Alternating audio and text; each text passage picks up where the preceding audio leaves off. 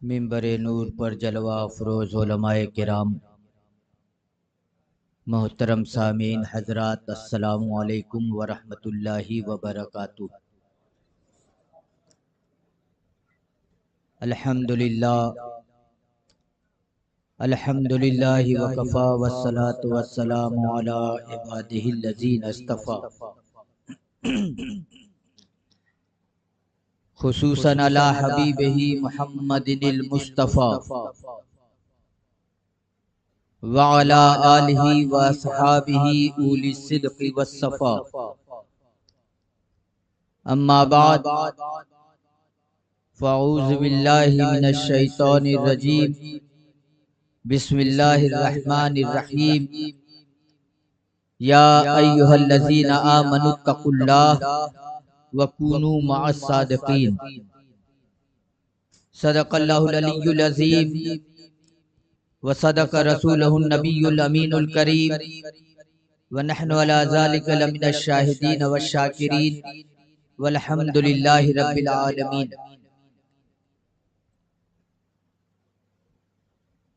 आइए सबसे पहले हम और आप मिलकर नबी अकरम नूर मुजस्सम सल्लल्लाहु अलैहि वसल्लम की बारगाह में दुरूद शरीफ का नजराना पेश करने की सआदत हासिल करें। अल्लाहुम्मा सल्ली अला सय्यिदना व मौलाना मुहम्मदिन मअदिनिल जूदि वल करम व अला आलिहि व अस्हाबिहि व बारिक व सल्लिम। सलातन व सलामन अलैका या रसूल अल्लाह, सलातन व सलामन अलैका या हबीब अल्लाह। रफिकान गिरामी, आज का ये मुबारक इजलास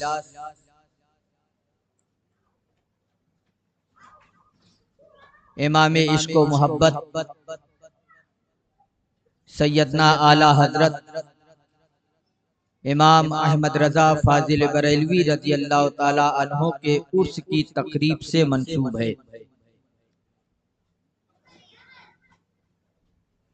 जिसको नबी रहे हुजूर सदरुश शरिया बिरादरे गिरामी कद्र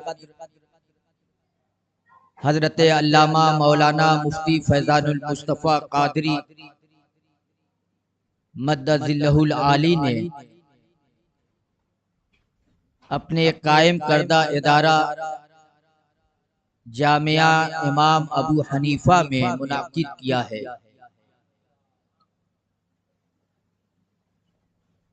खुशी बालाए खुशी इसमें भी है कि इस मुकर्रब तकरीब में शिरकत के लिए आलम इस्लाम की नाबगए रोजगार शख्सियत, जिसे मसलके आला हजरत का सच्चा पक्का तर्जुमान कहें तो बजा है, जिसे दुनिया अमीरुल मोमिनीन फिल हदीस भी कहती है, जिसे जमाने के लोग मुमताजुल फुकहा और मुहद्दिसे कबीर के नाम से भी जानती है, वो अजीम बाबरकत जात इस मुबारक इजलास में शिरकत के लिए आप लोगों के दरमियान हाजिर हो गई। मैं बहुत थोड़े से वक्त के लिए आप लोगों के दरमियान हाजिर हुआ कि एक लंबी मसाफत से हुजूर मुहद्दिस कबीर मद्दजिल्लहुल आली तशरीफ लाए हैं, तो कुछ पीठ टिका के उन्हें आराम मिल जाए, फिर आप लोगों के दरमियान हाजिर होंगे। एक बार और दुरूद शरीफ पढ़ लें। अल्लाहुम्मा सल्ली अला सय्यिदना व मौलाना मुहम्मदिन मअदिनिल जूदि वल करम व अला आलिहि व अस्हाबिहि व बारिक व सल्लिम। सलातन व सलामन अलैका या रसूल अल्लाह, सलातन व सलामन अलैका या हबीब अल्लाह। अजीजान मिल्लत इस्लामिया, दुनियाए इस्लाम पर इमाम अहमद रजा आला हजरत रजी अल्लाह ताला अन्हो का जो एहसान है, वो ऐसा अजीमुशान एहसान है कि उसे कभी फरामोश नहीं किया जा सकता, बल्कि एक मुती और फरमाबरदार शख्स के लिए ये लाजिम है कि वो अपने मोहसिन के एहसान को हर वक्त याद करे और लोगों को याद भी दिलाता रहे। सरकार आला हजरत रज़ी अल्लाह ताला अन्हु ने सिर्फ अपनी जुबान से दीन की खिदमत नहीं फरमाई, बल्कि उन्होंने अपने कलम से जो खिदमात अंजाम दिए उन्हें सुनहरे हुरूफ से भी लिखा जाए तो उसका हक अदा नहीं होता। आपकी जात, आपकी तहरीरें, आपके कलम, आपके दवात को अगर सोने से तौल दिया जाए तो इस सोने की वो कीमत नहीं होगी जो आपके कलम से निकले हुए रोशनाई की कीमत है।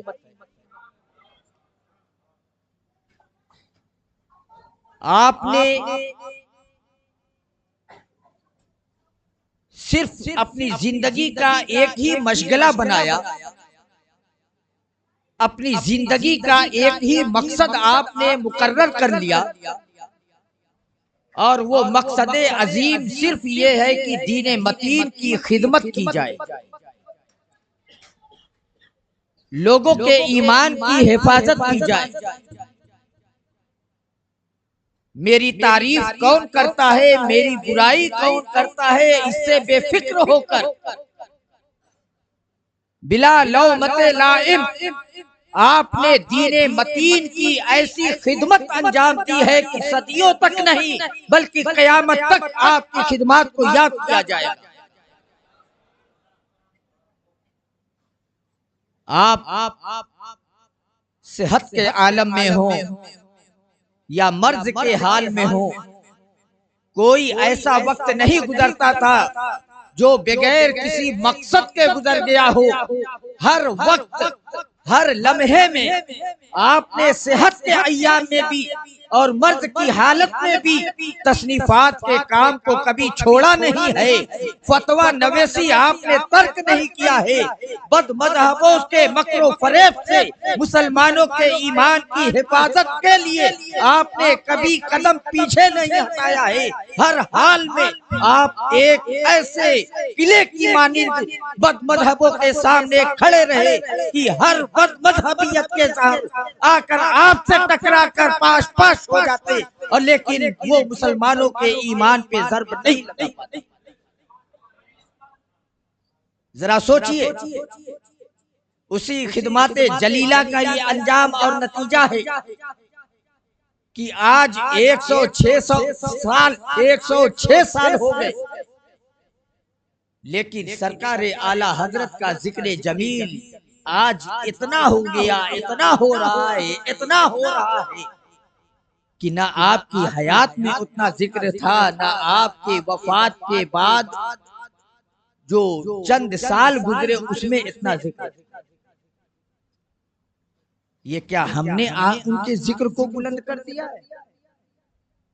हम आला हजरत का जिक्र कर करके आला हजरत को मकाम मर्तबा हमने दिया है? हमने आला हजरत की मदह सराई करके क्या हमने उनकी अजमतों को बढ़ा दिया है? आला हजरत की कसीदा खानी करके क्या हमने उनके अजमत और उनके रुतबे को हमने सरबुलंदी दी है? नहीं नहीं, सरबुलंदी जो देता है वो अल्लाह देता है, और अल्लाह के हुक्म से उसके महबूब देते हैं। कौन देता है? देने को मुंह चाहिए, देने वाला है सच्चा हमारा नबी। आला हजरत का जिक्र करके हम अपना थोड़ा जिक्र करवा लेते हैं। आला हजरत का जिक्र करने का सबसे बड़ा जो फायदा है वो ये है कि इंसान का ईमान इस दुनिया में महफूज रहता है। ये उन्हीं के जिक्र की बरकत है कि ईमान मजबूत से मजबूत तर होता जा रहा है, और उनके जिक्र से हम भी मजबूत होते जा रहे हैं। बहुत ऐसे लोग मिलते हैं जो ये कहते हैं कि आप लोग आला हजरत का इतना जिक्र करते हो और आला हजरत को इतना मानते हो कि ऐसा आप कहते हो जैसे हम आला हजरत को नहीं मानेंगे तो काफिर हो जाएंगे। क्या आला हजरत को मानने वाला ही सिर्फ मुसलमान होगा? मैं कहता हूं अगर आला हजरत को नहीं मानेंगे तो काफिर तो नहीं होंगे, लेकिन ये तो बिल्कुल वाज़ेह हो गया है कि आपने कुफ्र की राहें अपने लिए खोल दी। क्यों? इसलिए कि आला हजरत ही वो एक जात है जो मुसलमानों के ईमान की हिफाजत कर रही है, और आप ही वो हैं जो जो शैतान और बद मजहबों के मकरो फरेब से लोगों की हिफाजत कर रहे हैं। क्या आप नहीं देखते कि जो लोग आला हजरत का गुण गाते रहते हैं उन्हें सरबुलंदी मिलती है, लेकिन जब सरबुलंदी उन्हें रास नहीं आती है और सोचते हैं ये तो हमारी जाती कमालात का फायदा है, ये तो हमारे अंदर वो फल था कि हमने ये मकाम और मर्तबा हासिल कर लिया है। जब वो मकाम पे पहुंचने के बाद आला हजरत से इख्तिलाफ करते हैं तो ऐसा उनका मामला होता है कि इस दुनिया से ऐसे जाते हैं कि उनका नामो निशान किसी की जुबान पे भी नहीं। बहुत ऐसी मिसालें हमारे पास मौजूद है जो आला हजरत का नाम लेकर आसमान पे चढ़े, लेकिन चढ़ने के बाद उन्होंने समझा कि हम ही सब कुछ है और आला हजरत से इख्तिलाफ कर लिए। उनकी जिंदगी में ही लोग उनको भूलने लगे और अब तो उनके मरे हुए कुछ साल हुए होंगे, लेकिन अब नई नस्ल के लोगों को उनका नाम भी नहीं मालूम। क्या हुआ? जो ईमान का मुहाफिज था, जो हमारे ईमान की हिफाजत के लिए एक अजीम किला था, जब हमने उस वास्ते ही को बीच से हटा दिया तो फिर शैतान के मकरो फरेब से हमारी हिफाजत कौन करेगा? फिर तो हम नातवा कमजोर इंसान खुद शैतान के मुकाबले के लिए आमने सामने हो गए, तो उसके दाव और फरेब और उसकी मक्कारियों को हम वैसे नहीं जानते हैं जैसे हमारे असलाफ और उलमाए रब्बानियीन जानते हैं। वही हमारे ईमान की हिफाजत करते हैं और वही बताते हैं कि उसका मकरो फरेब क्या है, उससे बचने की तदबीरें क्या है, और उसकी हिफाजत का जो इंतजाम है वो सरकारे आला हजरत। हक्कानियत की निशानी सरकारे आला हजरत।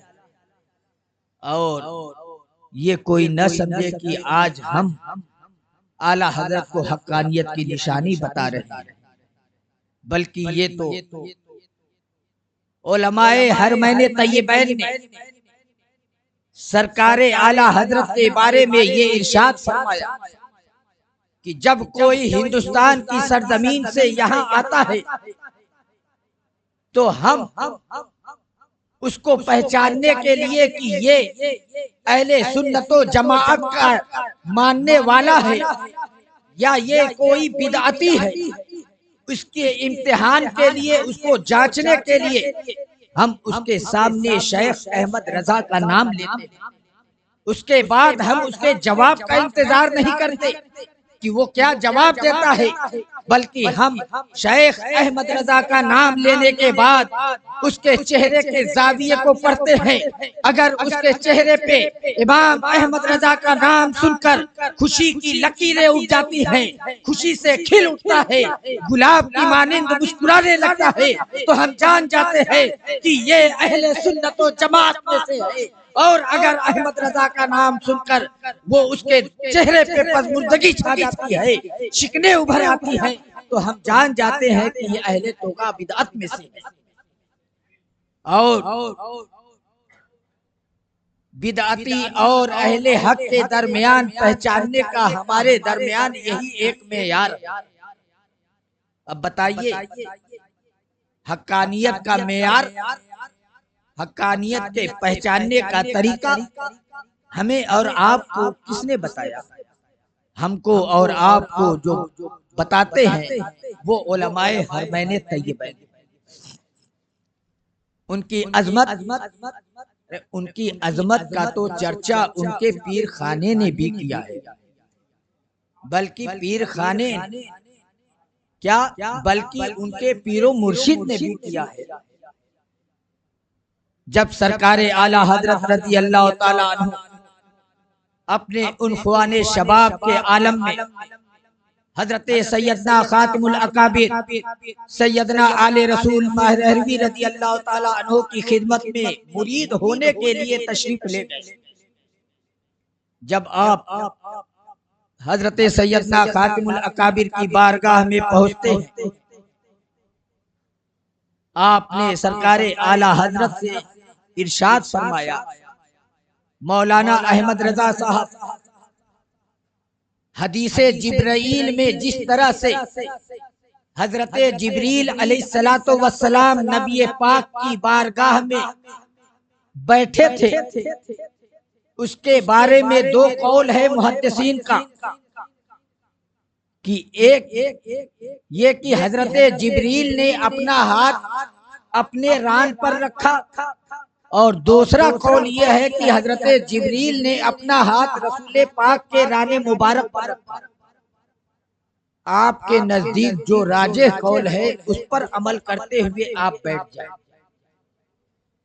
सरकारे आला हजरत रज़ी अल्लाह ताला अन्हो अपने पीरो मुर्शिद की बारगाह में दो जानू बैठकर अपने दस्ते मुबारक को अपने पीरो मुर्शिद के राने मुबारक पर रख दिया।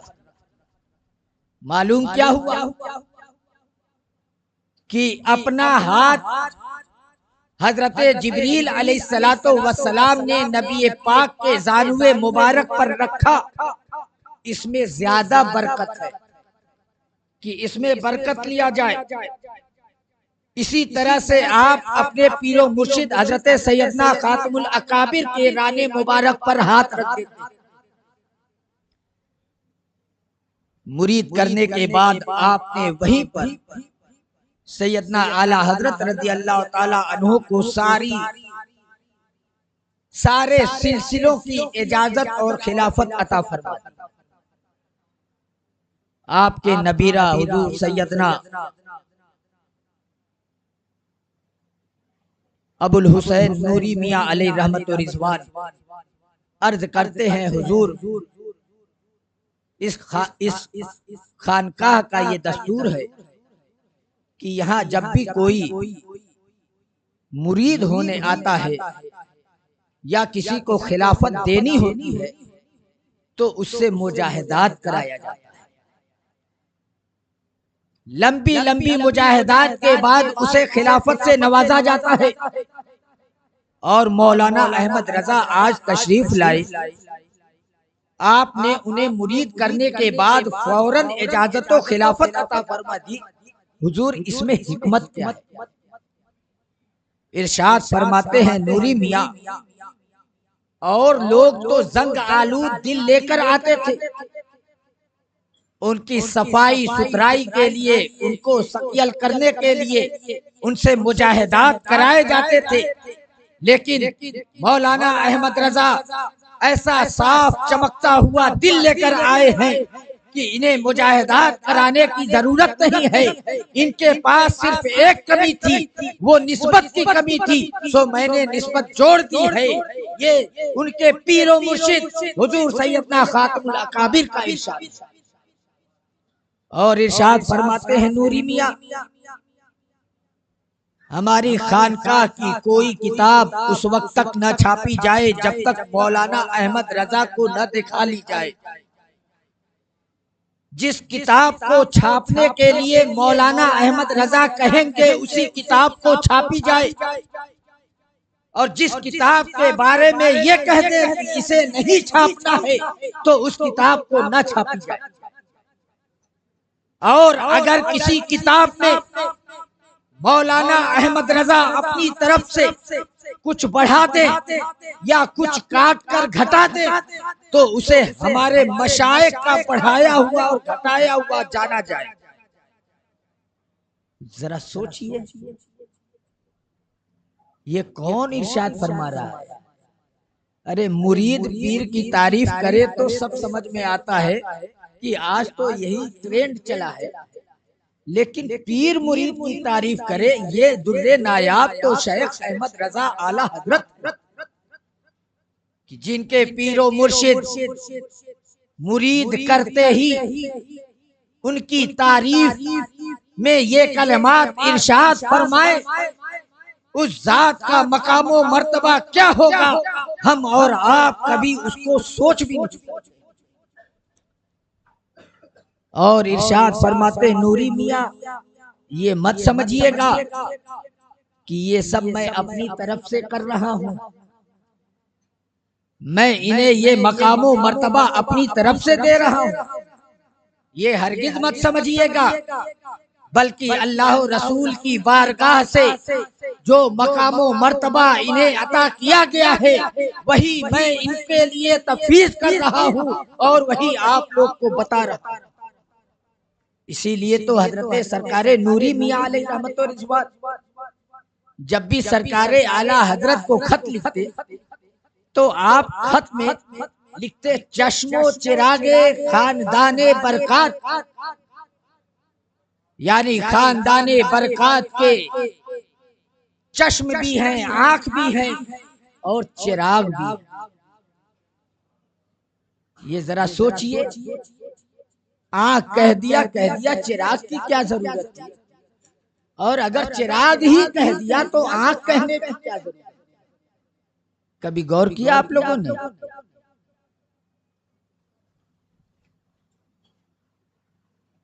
असल मामला ये है,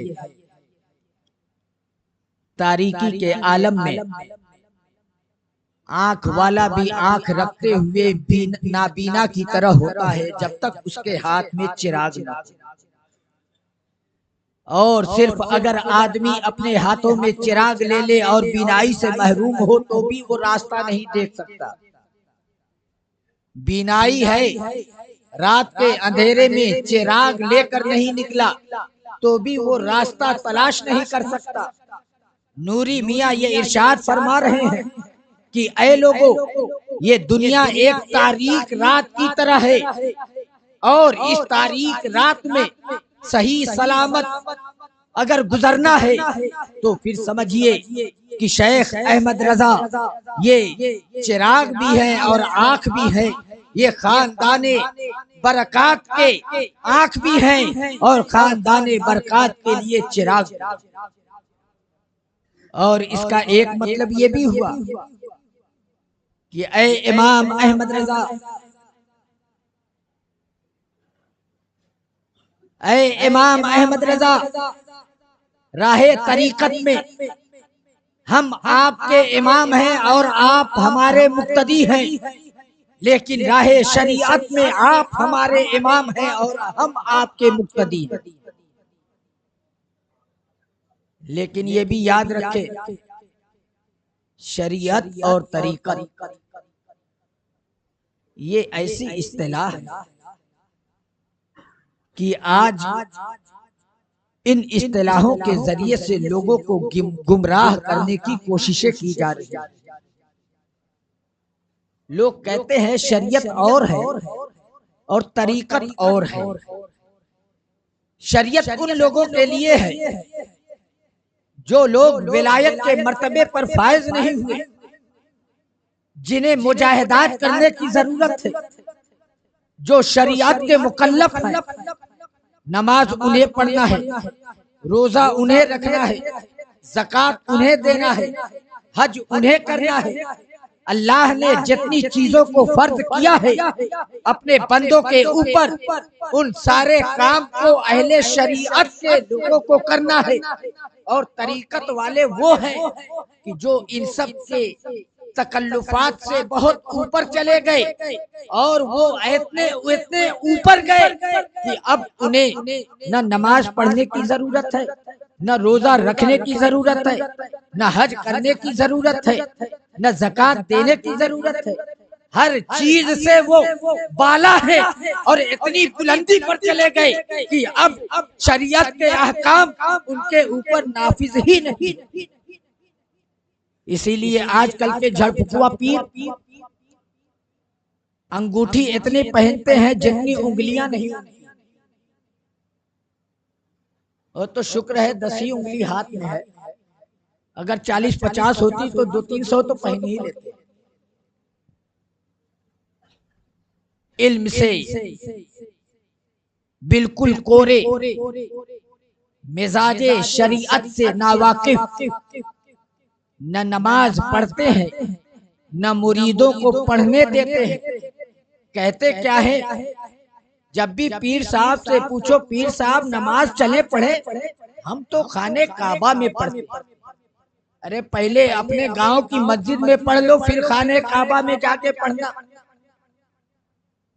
अरे आप सैयदना गौसे पाक से बड़े पीर हो गए, आप सैयदना जुनैद बगदादी से बड़े पीर हो गए, आप सैयदना सरकारे गरीब नवाज से बड़े पीर हो गए कि आप कहते हम तो खाने काबा में पढ़ते। अगर उनकी जिंदगी का आप मुताला करते तो आपको पता चलता कि वो बुजुर्गाने दीन हमा वक्त शरीयत पर ऐसे अमल थे कि ऐसे आमिल थे कि उनका एक एक कदम ये शरीयत की तबलीग करता था, उनका एक एक लम्हा दीने मतीन की नशरो इशाअत करता था। उनकी चाल ढाल को देखकर, उनकी शक्लो शबाहत को देखकर, उनकी इबादत और रियाजत को देखकर एक नहीं, हजारों नहीं, लाखों लोग इस्लाम के दामन से वाबिस्ता हुए। ऐसे लोग आज की पैदावार नहीं है। हमारे पीर पीराने पीर सैयदना गौसे आजम दस्तगीर के दादा पीर हजरत सैयदना सैयदुत ताइफा जुनैद बगदादी रज़ी अल्लाह ताला अन्हु के जमाने में भी इस तरह के गिरोह नमूदार हो गए थे जो कहते थे हम लोग तरीकत वाले हैं, शरीयत वाले नमाज रोजा करे, हम तो तरीकत वाले हैं। कुछ लोगों ने हजरत सैयदुत ताइफा जुनैद बगदादी रज़ी अल्लाह ताला अन्हु से पूछा, हुजूर आजकल कुछ ऐसे लोग पैदा हो गए जो कहते हम तरीकत वाले हैं, हमारे ऊपर नमाज रोजा फर्ज नहीं है, ये शरीयत वालों के फर्ज है। आप इनके बारे में क्या कहते हैं? आपने इरशाद फरमाया, बिला शुबहा वो तरीकत पर हैं, लेकिन वो तरीकत इलल जन्ना नहीं है, बल्कि तरीकत इलल नार है। जो ये दावा करता है कि मेरे ऊपर नमाज फर्ज नहीं है, मेरे ऊपर रोजा फर्ज नहीं है, ये शरीयत वालों पर फर्ज है, तो ऐसा शख्स जन्नती नहीं हो सकता है, वो जहन्नमी। जब वो उस जमाने में आपने इरशाद फरमा दिया तो आज हुक्म बदल जाएगा? कोई ये सोच सकता है? हजरत सैयदना मीर अब्दुल वाहिद बिलगिरामी रज़ी अल्लाह ताला अन्हु अपनी मशहूर जमाना किताब सबे सनाबिल शरीफ से लिखते हैं, अगर तुम मुझसे शरीयत और तरीकत के दरमियान फर्क पूछो तो मैं तुम्हें बताता हूँ, शरीयत बाल है तो तरीकत मांग है, बगैर बाल के मांग नहीं निकल सकती है, तो बगैर शरीयत के तरीकत वजूद में नहीं आ सकती है, बल्कि तरीकत पर वही होगा जो शरीयत पर अमल पैरा हो। हजरत सैयदना जुनैद बगदादी रज़ी अल्लाह ताला अन्हु की बारगाह में एक शख्स आया, उसकी ख्वाहिश ये थी मैं ऐसे पीर के हाथ पर मुरीद हूंगा जो साहिबे करामत पीर। आज भी ऐसे बहुत लोगों को ख्वाहिश जगमगाती है और वही लोग हत्ते चढ़ जाते हैं।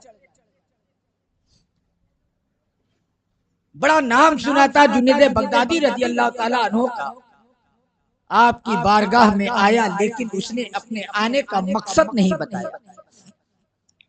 1 महीना आपकी खानकाह में रहने के बाद अब बुरिया बिस्तर वापस बांधता है और वापसी के लिए इजाजत मांगता है।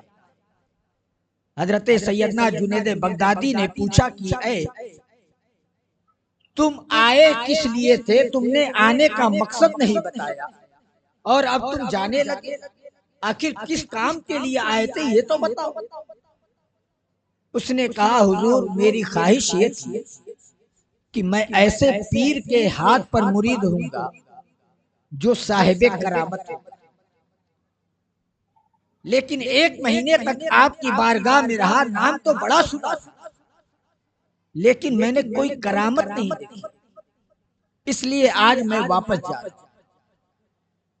हजरत सैयदना जुनैद बगदादी रदी अल्लाह ताला अन्हु ने इरशाद फरमाया, सुनो ये बताओ, तुम मेरी खानकाह में 1 महीने से क़याम पजीर थे, क्या तुमने कभी मुझे देखा कि मैंने किसी नमाज को तर्क कर दिया?